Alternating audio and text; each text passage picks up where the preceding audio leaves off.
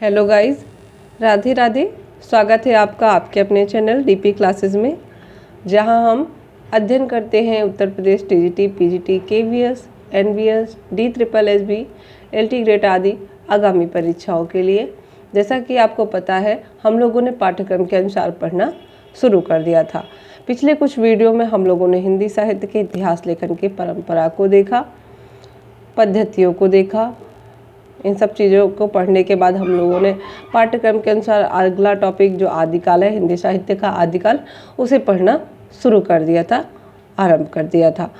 आदिकाल के उद्भव को देखा, आदिकाल में कौन कौन से साहित्य थे, उसका समय क्या था, इन सब चीज़ों के बारे में भी हम लोगों ने पढ़ा।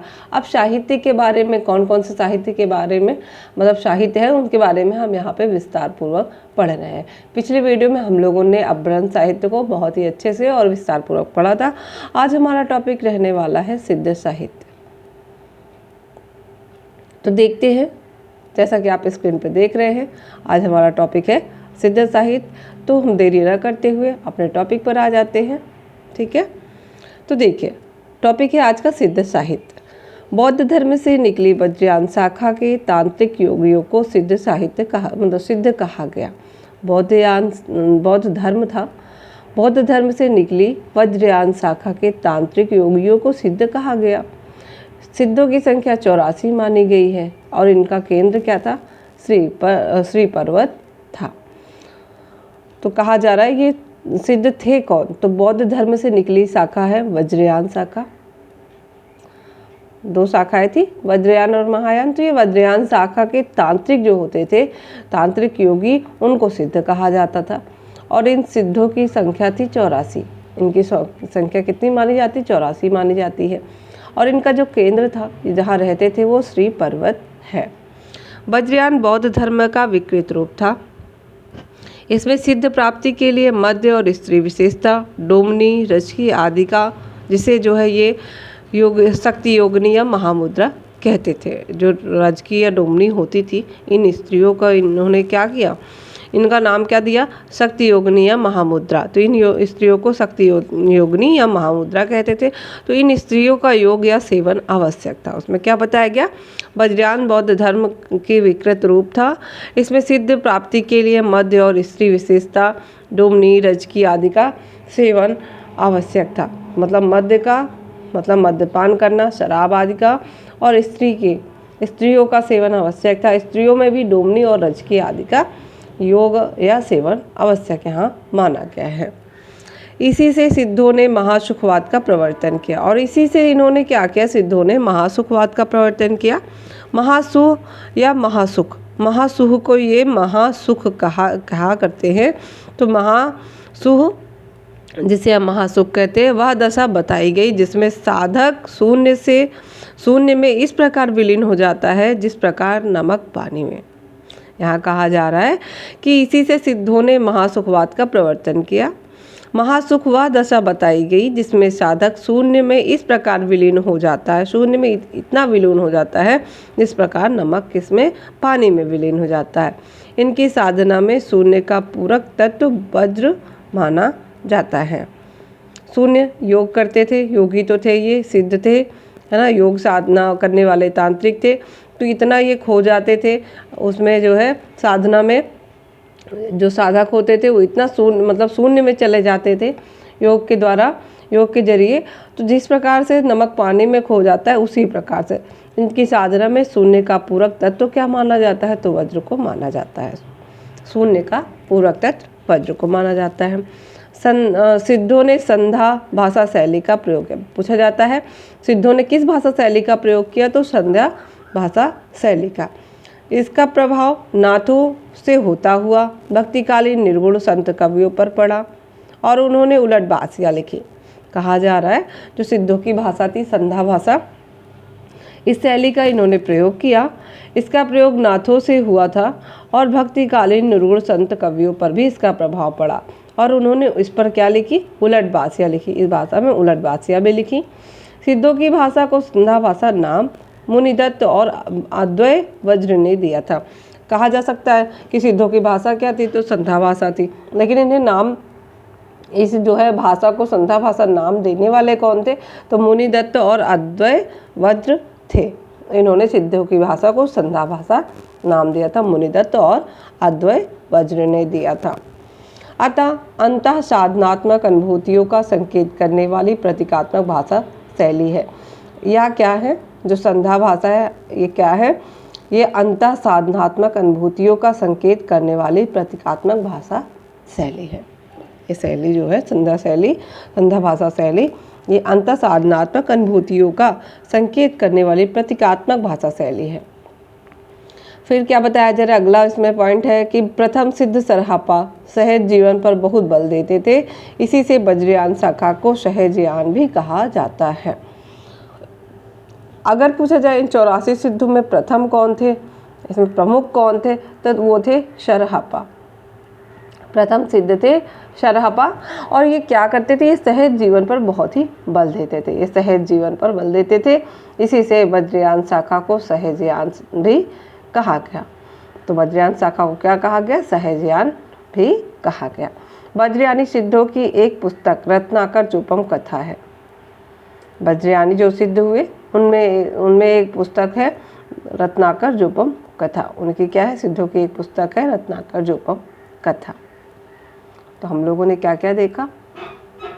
हमने देखा कि जो है बौद्ध धर्म से निकली शाखा वज्रयान, उनसे जो है उसमें जो है जो योगी और तांत्रिक होते थे उन्हें सिद्ध कहा जाता था। इनकी संख्या 84 थी। श्री पर्वत पर निवास करते थे। ये सिद्धि प्राप्ति के लिए मद्य और स्त्री का सेवन करते थे। स्त्रियों में विशेषता रजकी और डोबनी आदि का सेवन करते थे। इन्हें कहा क्या जाता था? इन स्त्रियों को शक्ति योगिनी या महामुद्रा ये कहते थे।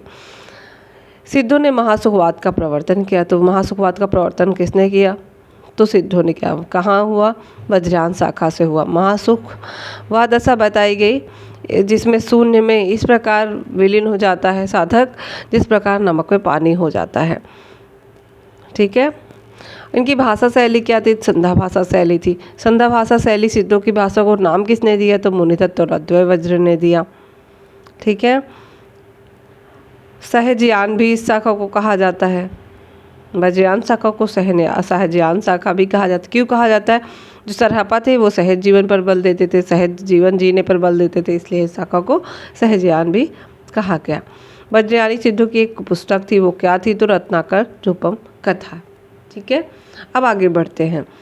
अब हम प्रथम जो इसमें जो प्रमुख सिद्ध थे उनके बारे में पढ़ते हैं। प्रमुख सिद्ध है सरहापा। प्रथम सिद्ध सरहापा को हिंदी का प्रथम कवि भी माना जाता है। प्रथम सिद्ध थे ये, तो प्रथम सिद्ध सरहापा को हिंदी का प्रथम कवि माना जाता है। राहुल सांकृत्यायन ने सिद्ध सरहापा का समय 769 ईस्वी स्वीकार किया है। तो राहुल सांकृत्यायन ने सिद्ध सरहापा का जो समय माना है 769 ईस्वी स्वीकार किया है। सरहापा को सरोजभद्र, राहुल भद्र आदि नामों से भी जाना जाता है। इनके 32 ग्रंथ बताए गए हैं जिनमें दोहा कोश प्रसिद्ध है।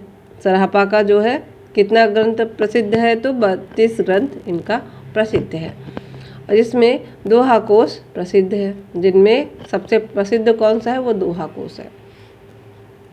हिंदी में सर्वप्रथम चौपाई दोहा पद्धति का प्रयोग इन्हीं की रचनाओं में मिलता है। सर्वप्रथम हिंदी में दोहा और चौपाई पद्धति का प्रयोग हमें कहाँ मिलता है?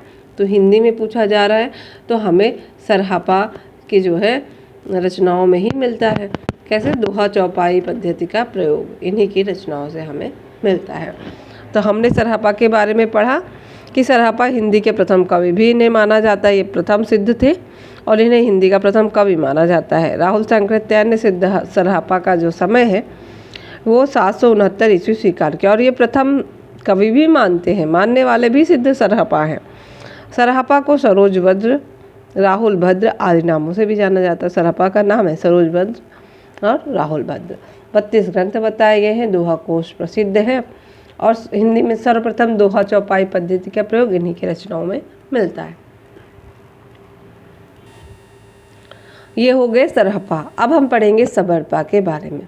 सबरपा सरहापा के शिष्य थे। जन्म इनका 780 ईस्वी से माना जाता है। सरहापा कौन है? सबरपा कौन है? सरहापा के शिष्य है। पहले जो प्रमुख जो इसमें सिद्ध कवि थे सरहपा, उनके शिष्य है सबरपा। तो सबरपा सरहपा के शिष्य थे। जन्म इनका 780 ईस्वी से माना जाता है। इनके प्रसिद्ध ग्रंथ चर्यापद है। इनका जो प्रसिद्ध ग्रंथ है वो चर्यापद है। अब देखते हैं, ये तो हो गए सबरपा। सबरपा के बारे में बताया गया। सिद्ध सरहपा के शिष्य थे।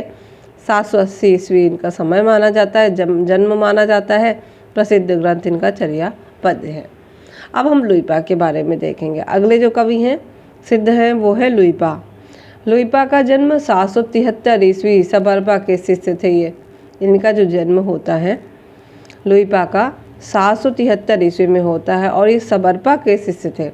सबरपा किसके शिष्य थे? सरहपा के शिष्य थे। और लुइपा किसके शिष्य थे? सबरपा के शिष्य थे। सिद्धों ने लुइपा का सबसे ऊंचा सम्मानजनक स्थान माना है। तो सिद्धों में सबसे ऊंचा और सम्मानजनक स्थान किसका माना जाता है? तो वो लुइपा थे।